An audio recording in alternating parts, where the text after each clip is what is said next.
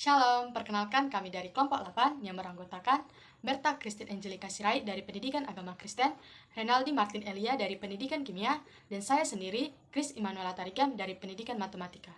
Di sini kami akan menjelaskan mengenal atribut Allah dari firman-Nya. Melalui Alkitab, kita dapat mengenal Allah, sebab Alkitab adalah firman Allah. Alkitab terdiri dari Perjanjian Lama dan Perjanjian Baru.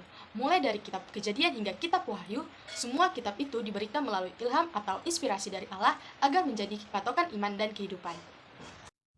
Kita dapat melihat di 2 Timotius 3 ayat 16 yang berbunyikan, segala tulisan yang diilhamkan Allah memang bermanfaat untuk mengajar, untuk menyatakan kesalahan, untuk memperbaiki kelakuan, dan untuk mendidik orang dalam kebenaran.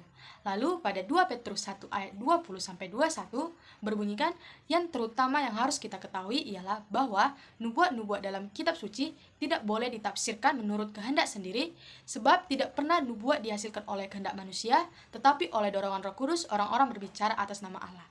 Dari ayat tersebut kita dapat mengetahui hal penting tentang Alkitab.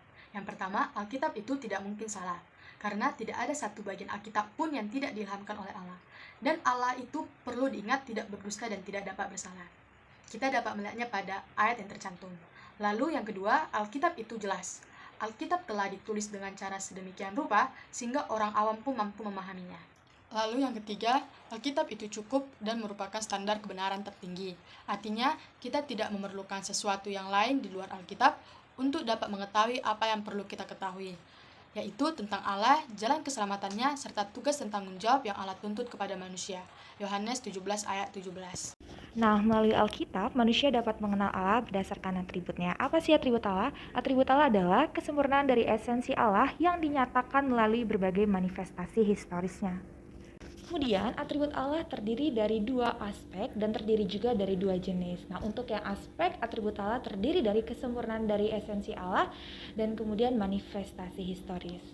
Kemudian, untuk atribut Allah terdiri dari dua jenis. Yang pertama itu adalah incommunicable attribute dan yang kedua adalah communicable attribute. Incommunicable attributes yang pertama ialah independence atau ketidakbergantungan. Nah, atribut ini menekankan transidensi Allah, yang berarti Allah tidak bisa dibandingkan sedikit pun dengan ciptaannya dan Allah pastinya melampaui segala ciptaannya.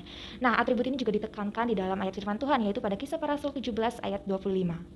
Nah, incommunicable attribute Allah tidak hanya ada ketidakbergantungan, tetapi juga ada ketidakberubahan atau immutability. Nah, atribut Allah yang kedua ini ditekankan di dalam ayat firman Tuhan Yakobus 1 ayat 17. Atribut ini menjelaskan bahwa kesempurnaan Allah tidak mungkin mengalami perubahan, bukan hanya saja di dalam keberadaannya, tetapi juga di dalam segala kesempurnaannya serta tujuan dan janji-janjinya. Nah, kemudian atribut Allah yang tidak dapat dikomunikasikan kepada manusia atau incommunicable attribute yang terakhir adalah ketidakterbatasan. Ketidakterbatasan Allah yang berkaitan dengan waktu yaitu kekekalan atau infinity, dan ketidakterbatasan Allah yang berkaitan dengan ruang ialah kemahadiran atau omnipresent. Nah, atribut Allah ini mengenai ketidakterbatasan ditekankan di dalam firman Tuhan Wahyu 1 ayat 8. Jadi teman-teman, God's communicable attribute adalah atribut Allah yang dapat dikomunikasikan kepada manusia. Nah, sekarang mari kita lihat apa saja atribut-atributnya. Pertama ada pengetahuan. Pengetahuan Allah berbeda dengan pengetahuan manusia karena pengetahuan yang Allah miliki sudah ada sejak kekekalan dan tidak terbatas. Berbeda dengan manusia, pengetahuan yang manusia dapatkan berasal dari luar dirinya dan itu sangat terbatas. Ini dapat dilihat dalam Roma 11 ayat 33. Nah, yang kedua ada hikmat. Jadi Allah adalah satu-satunya yang memiliki hikmat yang sempurna. Dan hal ini dapat kita lihat dalam Mazmur 111 ayatnya yang ke-10. Dan yang ketiga yaitu kebenaran, di mana Allah itu benar dan dapat dipercaya, dan Allah adalah kebenaran. Hal ini dapat kita lihat dalam Yeremia 10 ayatnya yang ke-10. Selanjutnya, siapa sih yang memiliki kebaikan sejati?